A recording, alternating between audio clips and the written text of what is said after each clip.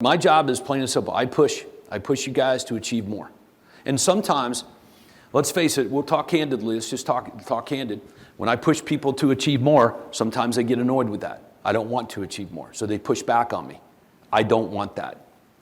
And I'm like, well, don't get mad at me for pushing you to achieve more. What would you rather have in your life? Someone who doesn't do that? I never make apologies for pushing people to do more. My kids, my family, you especially, paying customers. Of course I'm going to push you guys to achieve more. And now, how many of you guys have read The E-Myth by Michael Gerber? Why most small businesses fail and what to do about it. Okay, so in Mike Gerber's book, he says it's a constant battle in your business between the manager, the entrepreneur, and the technician, right?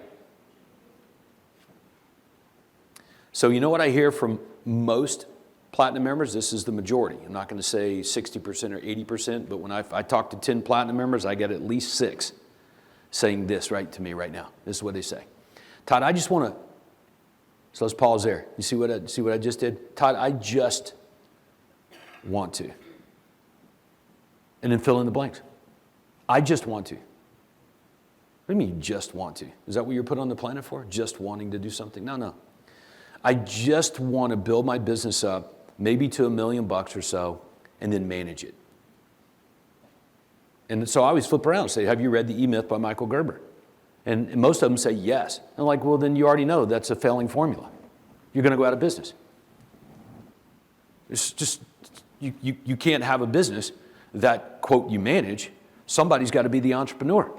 So if you're not going to be the entrepreneur, who's going to be the entrepreneur? Every business must have all 3 personalities. The manager, the technician, and the entrepreneur. The entrepreneur is a rainmaker, the innovator. You show me any business without a rainmaker, and I'll show you a business that's dying. And many of you in this room might even fall into that category right now. There's just not enough entrepreneurial activity going on in your business, i.e. activity levels.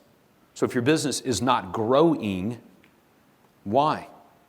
And some of you guys would say, oh, implementation. Implementation is an entrepreneurial-driven activity.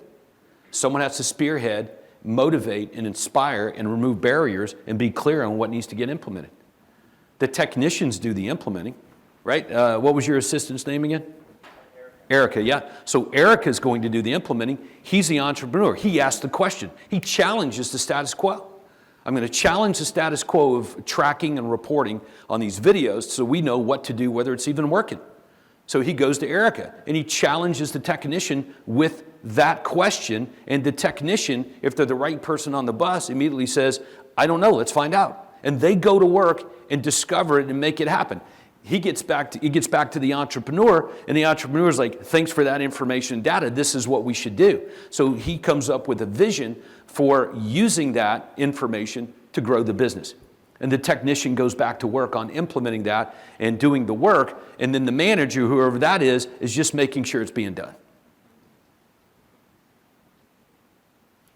So how many of you guys would say, other than George in the room, how many of you guys would say that you have a business, like it's a business, it works without your involvement? Now, if you have goals, are they clear?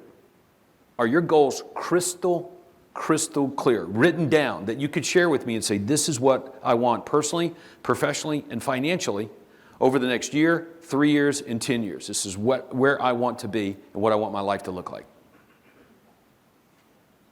How many of you guys have that etched out?